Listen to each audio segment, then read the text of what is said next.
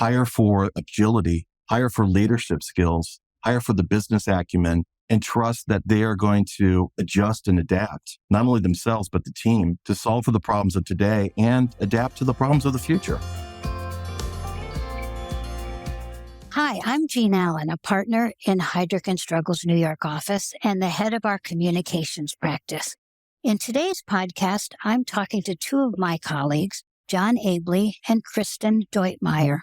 John is Heidrick's global managing partner of the Marketing, Sales, and Strategy Officers practice, and Kristin co-leads our Digital Officers practice.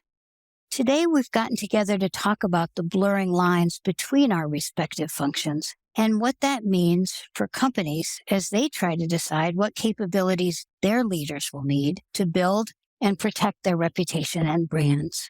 So we come to this discussion with different perspectives from our respective areas of expertise, but interestingly, not as different as they used to be.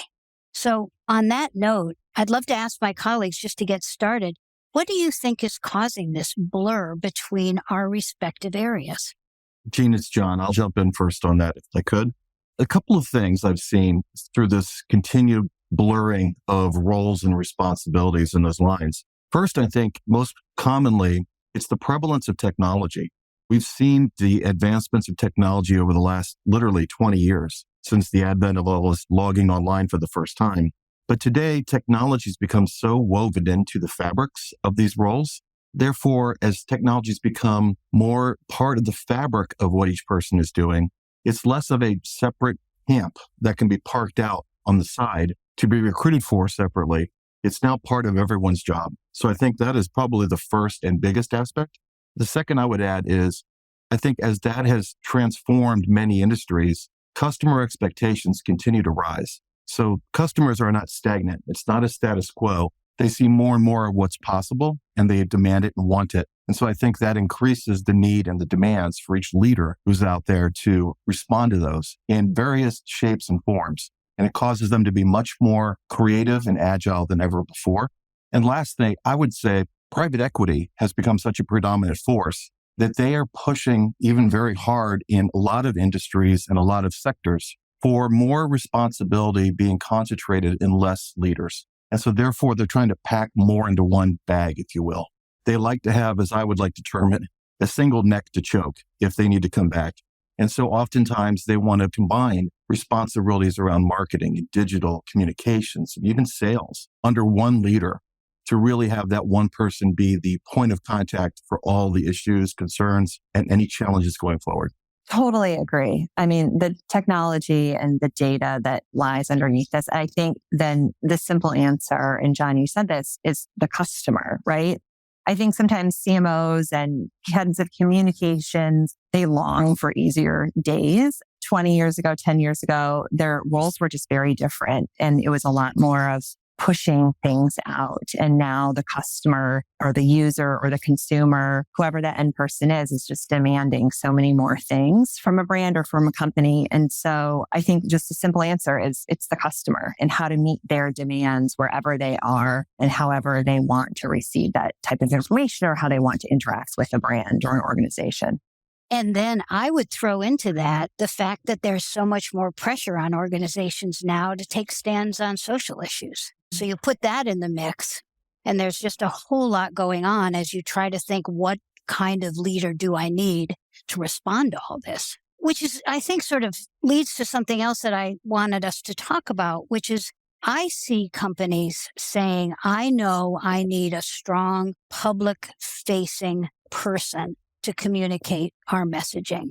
Is it a chief communications officer? Is it a chief marketing officer? Is it a chief branding officer? Is it a chief content officer? You know, the list kind of goes on. And they just find themselves sort of overwhelmed with the different ways they could solve it and not really knowing which one does the trick. Are you seeing that too?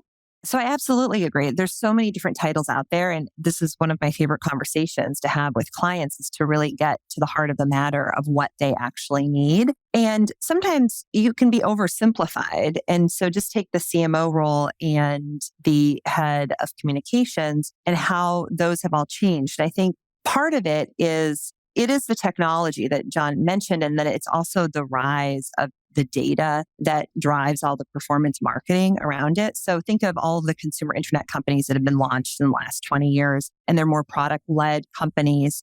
And so marketing wasn't at the forefront like a lot of other more traditional companies. And so they wanted results. And so marketing became more performance driven, but then you can't forget about the brand. And so then what is the integration of all of those? And then take the last few years and, there's been so much more kind of social uprising. Consumers are making decisions more and more based on the company values and what are the social issues that they take a stand in or not take a stand in. And so that top role, whatever you call it, is becoming more externally facing. And it's not just the steward of the brand, but I think is also often the face of the brand. And so it has to be kind of this ESG leader on top of everything else.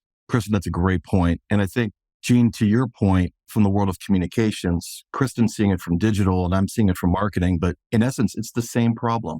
So it's happening and manifesting itself in different venues and probably manifesting itself in venues that are more traditional versus modern in terms of the mindset. So as Kristin mentioned, in the years past, there'd be a CMO, there'd be a head of communications, and their responsibilities were usually segregated or at least siloed to an effect in terms of responsibility. Now there's all these other added pressures. We've got the technology component that digital brings in. We've got the social issues. We've got customer expectations. You've got multitude of channels that customers reach you and can reach you on any way, shape, or form. And it's just creating this constant churn and constant need for how do we solve the problems of tomorrow? And, so many people are trying to use it with the mindsets of yesterday. Jean, you've seen a lot of this in your world. Why don't you tell us a little bit about how it's playing out with clients and how have you worked with clients to help solve the problem? Yeah, we talk a lot these days about majors and minors because one of the things that I think has been happening in parallel is that candidates have been getting broader in their skill sets. So it's not like companies are looking for a unicorn that doesn't exist. It's like companies are really looking for how to prioritize what they need and then how to find people who are sort of stacked up against their priorities. So it kind of gets us to this majors and minors conversation. What do you need the most? What's the first thing you need? And sometimes even, when you get that close to the question, they're not sure they really know the answer. And at that point, I think it becomes kind of a search strategy. So let's show you some different kinds of candidates, right? Let's learn together as we go. And you'll talk to somebody who's more of a marketing than a comms person or more digital than they are CMO or, we'll show you the variations. Sometimes you just learn from talking to people and all of a sudden you say, yes, that's what I need. So it makes for a more iterative search process, I think. But again, that's kind of the times we're living in. Yeah, absolutely. I think our slates are becoming more diverse in multiple ways. Even our candidates, there will be a common thread, but you're right, Jean, they might lean or they might spike in one area and another candidate on the same slate might spike in a different way. And it is this iterative process of really figuring out what is best for that company at that right time.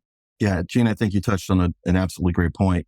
With searches, I've often seen it kind of two different ways. One is the client takes a step back or they decide on their own what they need and they describe it. But many times they're describing it in terminology that we talked about before is kind of the past. And then when you get in there and you start doing the search, you realize that it's not fitting the need of what they were really after. So it becomes that iterative process, as you mentioned. The other clients that I've seen where some of this works well is if you have a more consultative approach and you work more upfront to really diagnose and understand what is the problem they're trying to solve. What are the challenges the company is facing? What does the future state look like? And, what are the future state of what customers are going to be looking for? And how do you use that now to think about creating an advantage in the marketplace versus just keeping up? And if you do that, oftentimes we can help shape the role. And shaping the role is shaping the skills, but it's also in many cases shaping the title so that it's attractive to candidates and it's something that people want to come to and best describes what they're trying to achieve. Absolutely. Well, yeah, and that's something I wanted to talk about. Another thing that I'm seeing is that once companies when they're able to get to kind of this is going to be our core need, we need a lot of things, but I'll use my own world. We need a lot of things, but what we need the most is communications. But they decide that they will still tag on these other areas. And they do it because they want to attract the kind of talent that's the hardest to move, which is people that are top of their game, very good, happy where they are. But it becomes like a compelling proposition. Like, I'm calling you about a communications search. You're a communications person. But guess what? In this role, you'll also do marketing, and you'll even have a piece of the digital offering. So they use it really as a recruiting tool. And that's been something we've seen, and that's been an interesting trend. I wonder if you're seeing that. So I think it's a little bit of, we're not only this, but we're this plus. And so that plus is meant to be added on to make the role more attractive. The challenge becomes in some of these organizations is that the plus becomes plus and plus and plus and plus. Mm-hmm. And there are very few unicorns out there that can cover all of those areas and do it exceptionally well. So I don't know, Kristin, if that's something that you've seen, but it seems to me like everyone's looking for that blended milkshake or unicorn that may not exist.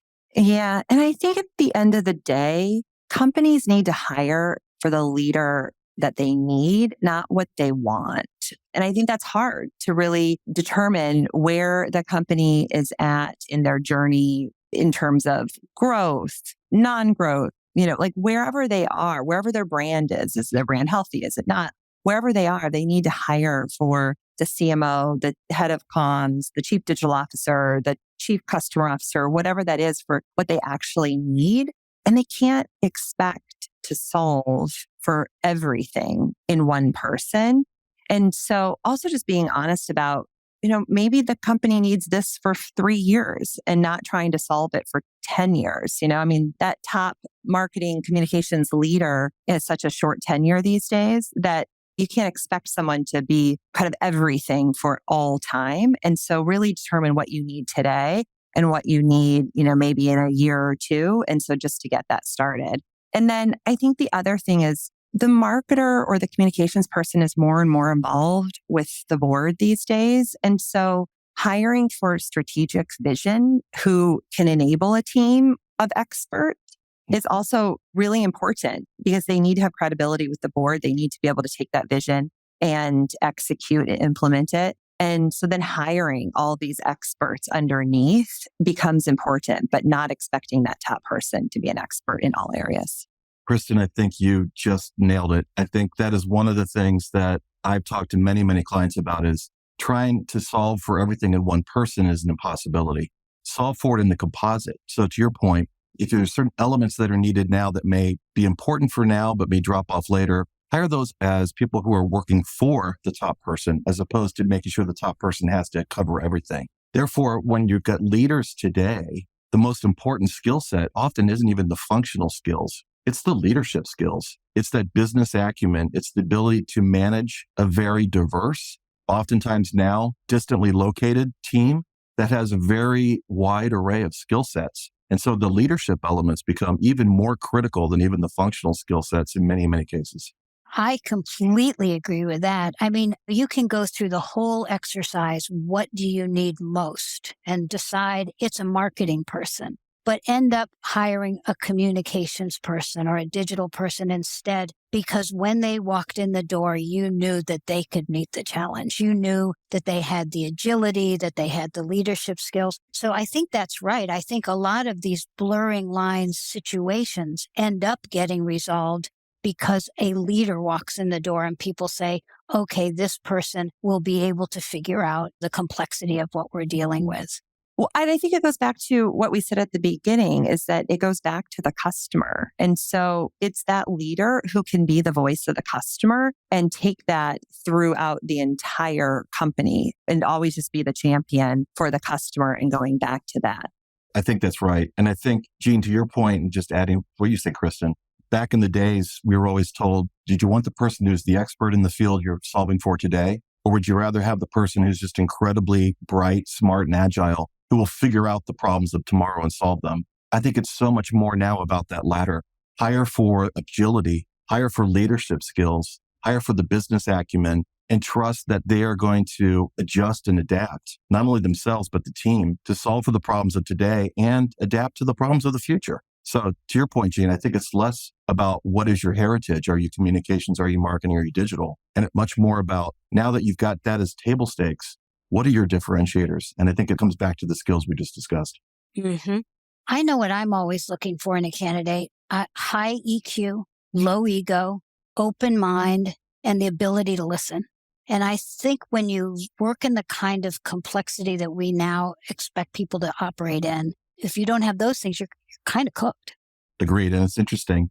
None of those skills you just mentioned said marketing, digital, or Right. communications. Well, listen, I think this has been great. Thank you both so much for taking the time to do this discussion today. Thanks, Jean. Did we solve all the world's problems? No, but we know how. We know people who can do that. That's right. Jean, thanks for having us. Thanks, Jean.